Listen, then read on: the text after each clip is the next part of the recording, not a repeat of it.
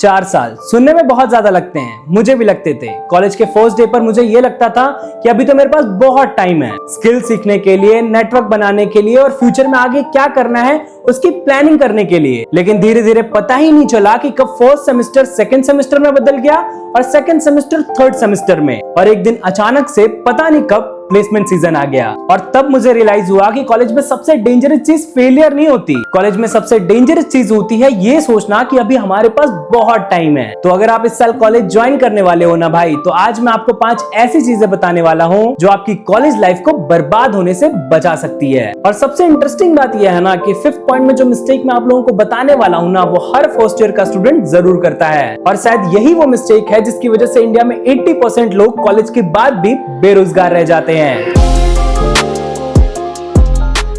जब हम कॉलेज में होते हैं ना, तब कॉलेज हमें एक मूवी की तरह लगता है। क्लास बंक करेंगे, दोस्तों के साथ घूमेंगे, इवेंट्स अटेंड करेंगे और लाइफ को एंजॉय करेंगे। और ऑनेस्टली इसमें कुछ गलत नहीं है, अपने दोस्तों के साथ टाइम स्पेंड करो कॉलेज के अंदर। बट प्रॉब्लम तब शुरू हो जाती है ना, जब कॉलेज हमारे लिए सिर्फ इंटरटेनमेंट बन के रह जाता है। मैंने भी फर्स्ट ईयर में यही किया था। मैं फ्यूचर के बारे में सोचने के बजाय प्रेजेंट को एंजॉय करने में बिजी था। और फिर देखते ही देखते पता ही नहीं लगा कि कब फर्स्ट सेमेस्टर खत्म हुआ, सेकेंड सेमेस्टर खत्म हुआ और देखते देखते 1 साल निकल गए। और तब भी मुझे लग रहा था कि अभी तो बहुत टाइम है। लेकिन सच ये है ना भाई कि कॉलेज में टाइम बहुत फास्ट भागता है, इतना फास्ट कि एक दिन तुम फ्रेशर्स पार्टी में होते हो और दूसरे दिन तुम्हारा प्लेसमेंट सीजन स्टार्ट हो चुका होता है। देखो, कॉलेज एंजॉय करना गलत नहीं है, बिल्कुल एंजॉय करो, लेकिन कभी भी उसको अपनी आइडेंटिटी मत बनाओ। हम सबको यही लगता है कि ये कॉलेज टाइम हमें दोबारा नहीं मिलेगा, इसलिए फ्रेंड्स बनाओ, कॉलेज के अंदर पार्टीज करो, एंजॉय करो और फ्रेंड्स के साथ मेमोरीज बनाओ। लेकिन इन सब के बीच हम ये भूल जाते हैं कि कॉलेज तुम्हारी लाइफ का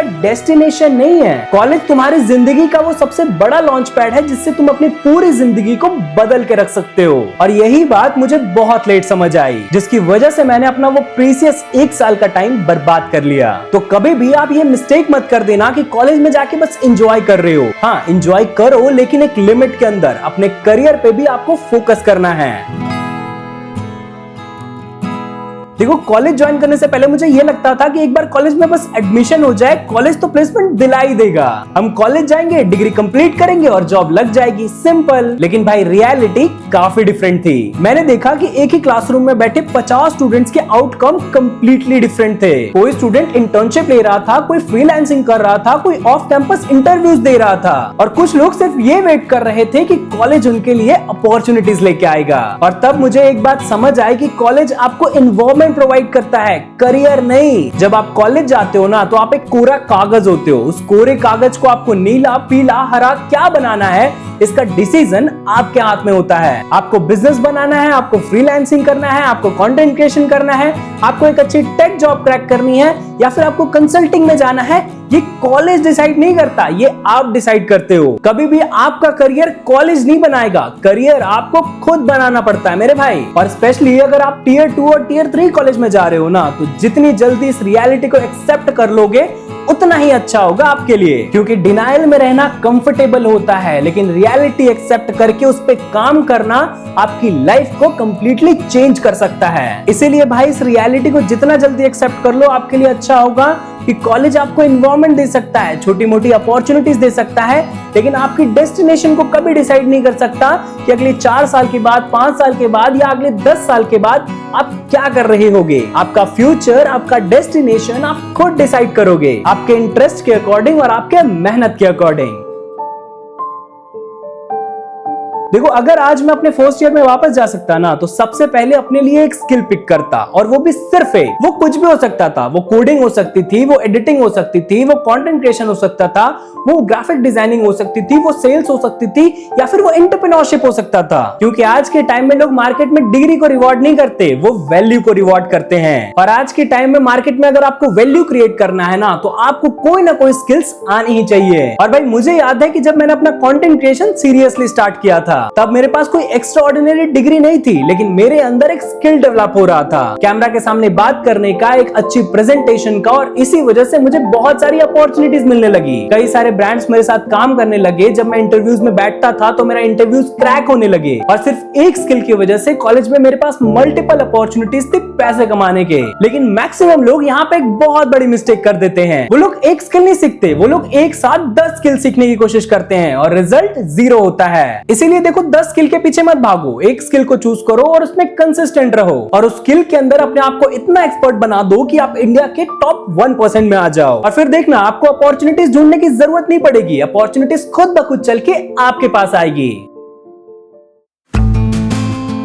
स्कूल में हमें सिखाया जाता है कि मार्क्स इंपॉर्टेंट है, लेकिन जब मैं कॉलेज आया ना तो मुझे पता लगा कि मार्क्स के साथ साथ लोग भी इंपॉर्टेंट हैं, क्योंकि अक्सर अपॉर्चुनिटीज आपको वेबसाइट से नहीं मिलती, कई बार आपके कनेक्शंस बहुत काम आते हैं। एक रियल लाइफ एग्जांपल देके बताता हूँ। मेरा एक रूममेट था जो कि विप्रो में काम कर रहा था पिछले 3-4 सालों से। वो बहुत सारी बिग टेक कंपनीज में अप्लाई करता था, लेकिन वो शॉर्टलिस्ट नहीं हो पाता था। कई बार उसका रेज्यूमे रिजेक्ट होता था, कई बार उसे इंटरव्यू कॉल नहीं आता था और कई बार वो इंटरव्यू में भी जाकर के फेल हो जाता था। और इस तरीके से उसने पिछले 2 सालों में मल्टीपल फेलियर्स देखे थे। लेकिन एक दिन ऐसे ही हम रेस्टोरेंट में खाना खा रहे थे। मेरे एक बड़े भैया थे जो कि EY में काम करते थे। मैंने अपने दोस्त को भैया से मिलवाया और ये बताया कि भैया ये पिछले 2 सालों से टेक जॉब के लिए ट्राई कर रहा है, लेकिन इसको सक्सेस नहीं मिल पा रही। इसका कई बार रेज्यूमे रिजेक्ट हो जाता है, कई बार इंटरव्यूज में इसको निकाल दिया जाता है। मैंने अपने भैया से कहा कि भैया एक बार आप ट्राई करो, देखो अगर आपकी कंपनी में कोई अपॉर्चुनिटी है तो इसको रेफर कर दो। और आप विश्वास नहीं मानोगे भाई, वो सेम बंदा जो पिछले 2 सालों से फेलियर फेस करते हुआ आ रहा था, जिसका रेज्यूमे सिलेक्ट नहीं हो पा रहा था या कई बार इंटरव्यूज में फेल हो जा रहा था, भैया ने सिर्फ एक कॉल लगाया और मात्र 3 दिनों के अंदर उसका ऑफर लेटर उसके हाथ में था। उसका रेज्यूमे सिलेक्ट हो गया और जहां 7-7 राउंड के इंटरव्यू होते थे ना, सिर्फ 4 राउंड के अंदर उसके पास उसका सिलेक्शन ऑफर लेटर था। और इससे आपको क्या बात समझ में आती है? आज के टाइम में अपॉर्चुनिटीज वेबसाइट पे अवेलेबल नहीं है भाई। अगर आपके पास एक अच्छा कनेक्शन है तो सिर्फ एक कॉल पे आपको बहुत सारी अपॉर्चुनिटीज मिल जाएंगी। और ये कोई मैं एक फेक स्टोरी नहीं बता रहा हूँ, ये मैंने अपने आंखों के सामने होते हुए देखा था। और सिर्फ एक कॉल की वजह से वो बंदा विप्रो से उठ करके EY में चला गया। इसीलिए अगर अभी आप कॉलेज में जाने वाले हो ना तो अपने सीनियर्स से कनेक्शन बनाओ, बॉन्डिंग बनाओ, क्योंकि जब 4 साल के बाद आप इंडस्ट्री में आओगे ना तो वही सीनियर किसी कंपनी में एक सीनियर पोजीशन पे बैठा होगा और उसके एक कॉल से आपको Google, Amazon, Microsoft, EY, big 4 किसी भी कंपनी में अपॉर्चुनिटीज मिल सकती हैं। वरना हजारों लोग इंडिया के अंदर हैं जो लिंक्डइन पे अप्लाई करते रह जाते हैं और उनका रिज्यूमे तक सिलेक्ट नहीं हो पाता। इसीलिए ऑलवेज कॉलेज में मार्क्स तो इंपॉर्टेंट होते ही हैं, लेकिन लोग भी उतने ही ज्यादा इंपॉर्टेंट होते हैं। देखो इंडिया में most of the student college में एक एक्सपेक्टेशन के साथ जाते हैं कि कॉलेज में उनको एक अच्छा फ्रेंड सर्कल मिलेगा, एक अच्छी कॉलेज लाइफ मिलेगी और 4 साल के बाद उनको प्लेसमेंट मिल जाएगा। कॉलेज के फर्स्ट ईयर में सारे स्टूडेंट्स को यही लगता है कि भाई ये सब कुछ तो ऑटोमेटिकली हो जाएगा, लेकिन भाई लाइफ एक्सपेक्टेशंस के अकॉर्डिंग नहीं चलती, प्लान्स के अकॉर्डिंग चलती है। इसीलिए कॉलेज स्टार्ट होने से पहले खुद से सिर्फ ये 3 सवाल पूछना। कॉलेज जाने के बाद मैं कौन सी स्किल बिल्ड करूंगा, अपने फर्स्ट ईयर के एंड होते होते तक मैं क्या अचीव करूंगा और 4 साल के बाद मैं अपने आप को कहां देखना चाहता हूं। हाँ, स्टार्टिंग में शायद तुम्हारे पास इन 3 सवालों के जवाब नहीं होंगे और शायद स्टार्टिंग में किसी के पास नहीं होते, लेकिन एक चीज जो आप सबको पता होनी चाहिए वो है डायरेक्शन। क्योंकि बिना डायरेक्शन के मेरे भाई विश्वास करो 4 साल बहुत जल्दी निकल जाएंगे। इसीलिए डे 1 से इन 3 सवालों का आंसर ढूंढना स्टार्ट करो और अगर आपको वो आंसर मिल जाए तो हमेशा यह ध्यान रखना कि इन आंसर्स को अचीव करने के लिए आखिर मुझे क्या क्या करना पड़ेगा, इसकी डायरेक्शन आपको क्लियर होनी चाहिए। क्योंकि जिसके पास डायरेक्शन होता है